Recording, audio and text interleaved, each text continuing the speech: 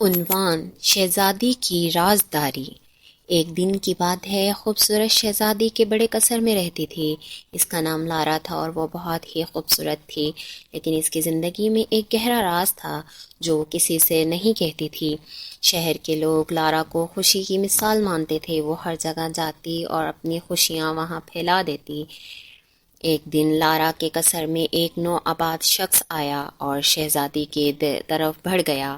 وہ شخص شہر کے گلاب کا پھول لے کر آیا تھا اور شہزادی کو دیا۔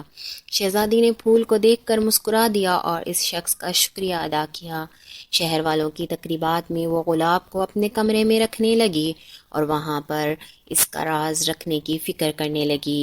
رات کو جب وہ اکیلی تھی، وہ گلاب کی طرف بڑھی اور گلاب کو کھولا اور اس میں ایک چھوٹا سا خط پایا۔ خط میں لکھا تھا، یہ گلاب تمہیں وہی انسان کی طرف لے جائے گا جو تمہیں سب سے زیادہ محبت کرتا ہے۔ لارا کے دل میں ایک سوال پیدا ہوا، کون ہے وہ شخص جو اس گلاب کے ساتھ منسلک ہے؟ وہ دن رات اس سوال کے جواب کی تلاش کرنے لگی۔ لارا نے قصر کے ریاست کے شہزادوں سے بات کی اور وہ سب نے کہا کہ وہ اس راز کو حل کرنے میں آپ کی مدد کریں گے۔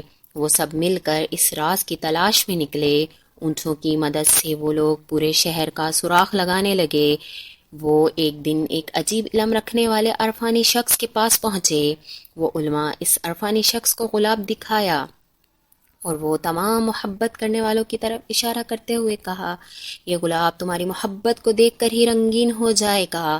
لارا نے گلاب کو دیکھ کر محبت کرنے کی تلاش شروع کی اور اپنی ریاست میں اعلان کروا دیا کہ میرے پاس ایک بہت عجیب گلاب ہے، جس شخص کو دیکھ کر وہ رنگین ہو جائے گا، لارا اس شخص سے شادی کر لے گی۔ لارا نے گلاب کو دیکھ کر محبت کرنے والے کی طرف اشارہ کیا۔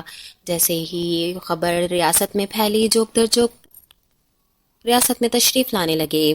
ایک دن ایک مصر کا شہزادہ جو کہ بہت ہی خوبصورت تھا، جس کا نام عثمان علی کاشف تھا، وہ اس ریاست میں لایا گیا۔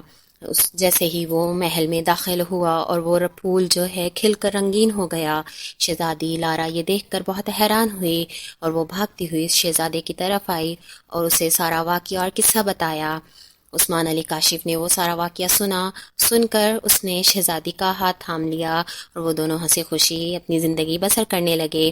اسی رنگین کے ساتھ اپنی زندگی جینے کا ارادہ کیا۔ اس کے بعد اس نے اپنی رازداری کو ختم کر دیا اور شہر کے لوگوں کے ساتھ اپنی محبت کی خوشیاں منانے لگی۔ شہزادی کی رازداری کا قصہ یہاں پر تمام ہوا۔